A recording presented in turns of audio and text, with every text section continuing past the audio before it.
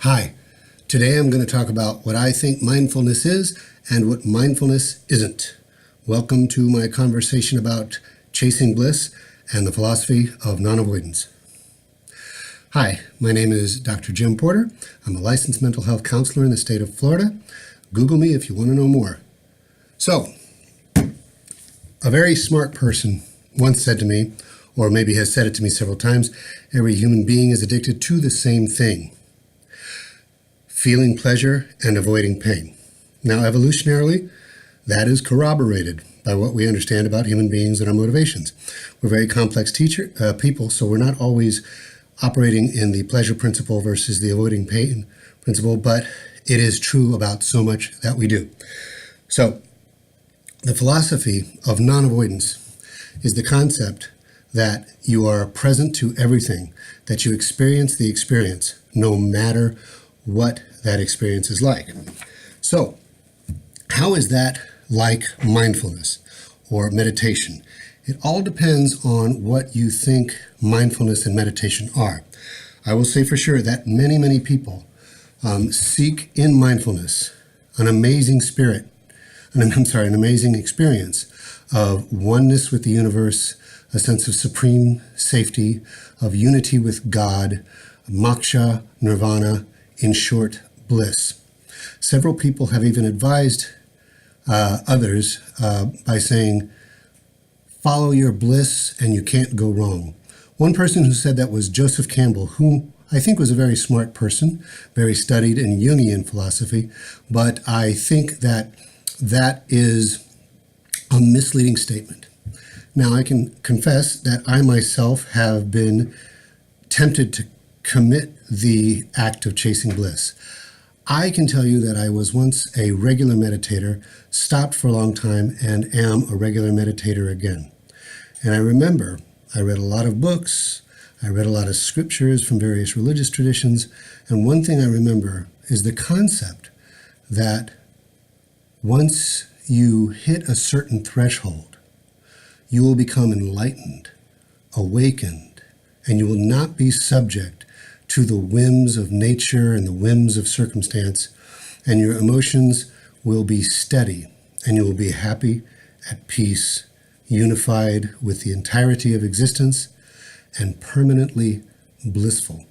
I've even heard the phrase regarding having equanimity in good situations and bad.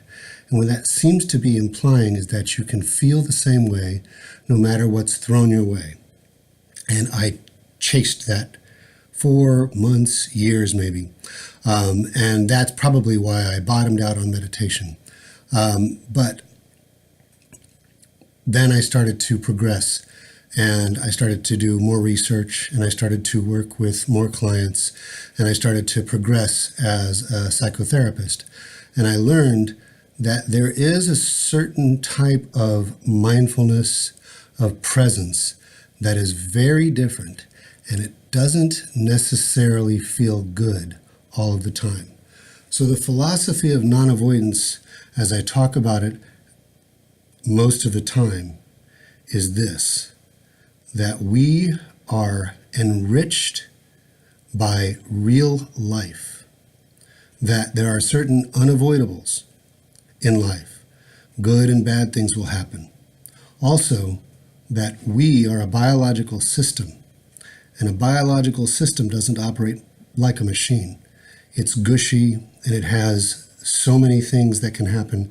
It's got its own inner weather system, so to speak, and that's how I talk about the emotional system, is that if you try to control the emotional system, you are,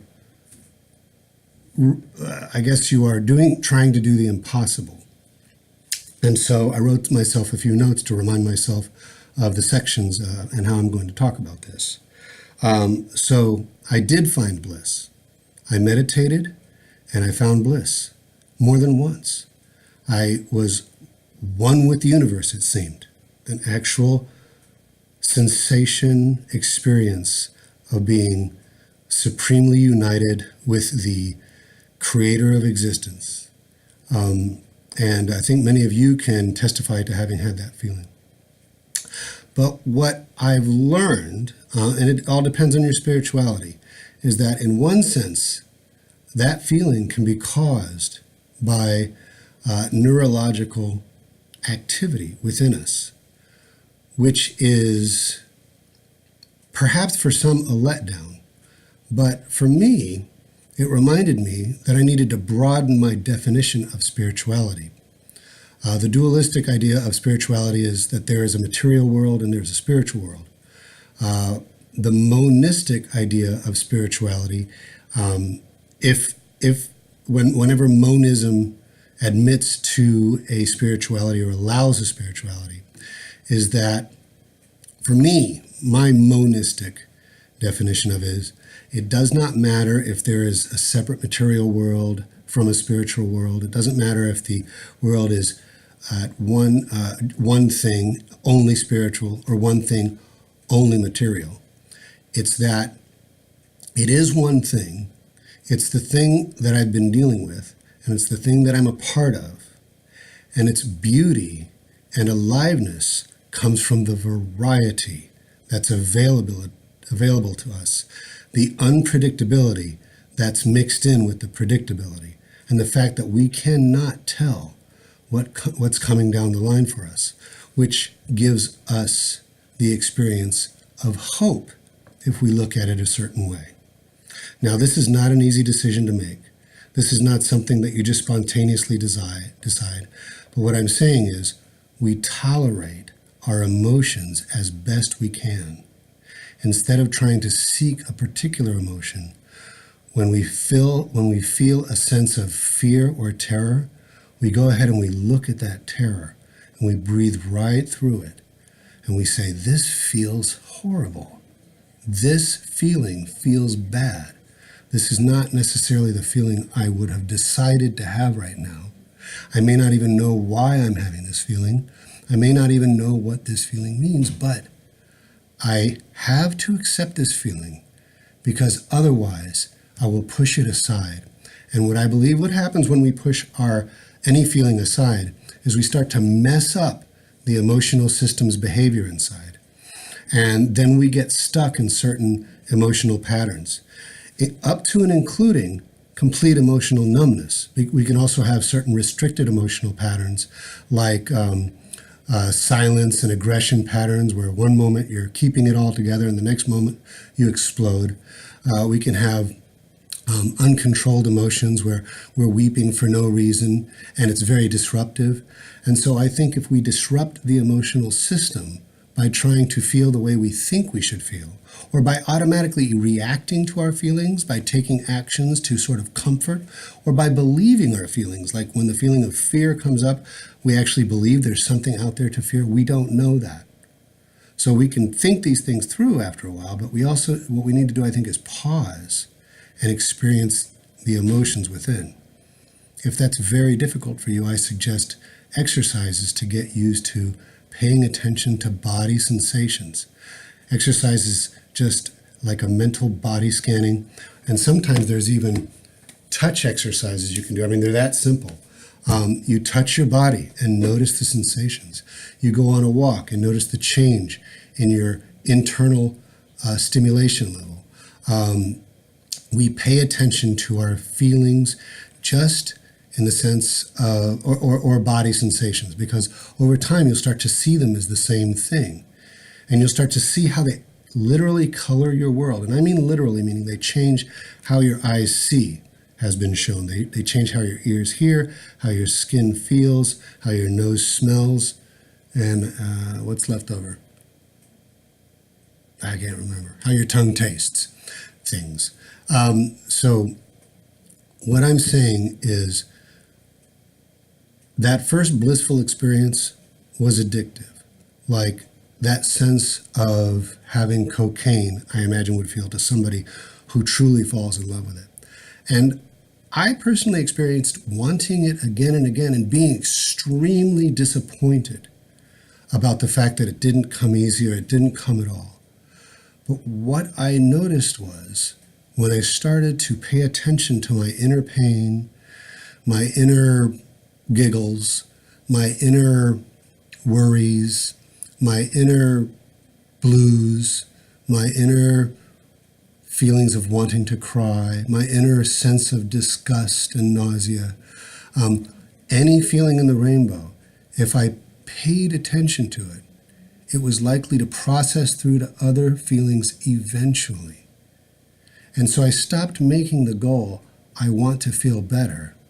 And the goal became, I want to feel, I want to experience. When I look at a painting, I like to see paintings of all kinds of colors mixed in with new colors I would have never thought of before. And I think that's what I want for my emotional system. Now, don't get me wrong. There is a value in seeking better feelings and avoiding negative feelings, particularly if they're extreme. For example, in the interest of being okay with feeling bad feelings, I don't intentionally injure or harm myself. I don't intentionally seek suffering, but I try not to avoid thoughts, feelings, people, things that are potential stimulators of unpredictable emotions or even not so good emotion. For example, when somebody tells me one of their horror stories, I don't try to shut down and not feel horror about it. When my daughter asks me to do something and it's extremely inconvenient for me to do it, depending on the situation, I will take the discomfort of getting my mind away from something else I was doing and saying, you know what, my daughter's here now, and I'm going to do perhaps what she's asking me to do. Pay attention to her, be with her, focus on her, even though there's discomfort in that transition, and I may even have the discomfort of being preoccupied. Oh, what was I going to do if my daughter didn't interrupt me? And this is the same for my wife, something I need to offer to her and other important people in my life. So the philosophy of non-avoidance allows you to get into life with all its ups and downs and sideswipes.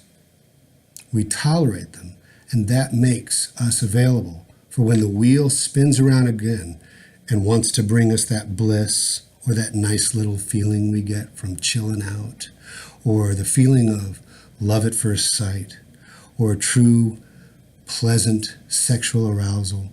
All the feelings that we think of as good are part of the menu of the feelings we think are bad. And you really can't have enough of a rich life without acknowledging that you're going to have to be open and vulnerable to some of the least pleasant and maybe more painful parts of life. I think I've encapsulated that pretty well. If you have any comments about how you've learned emotion tolerance or non-avoidance of the good and the bad, or facing life, or true mindfulness and presence in the sense that I'm talking about, please elaborate in the comments below. Thank you very much.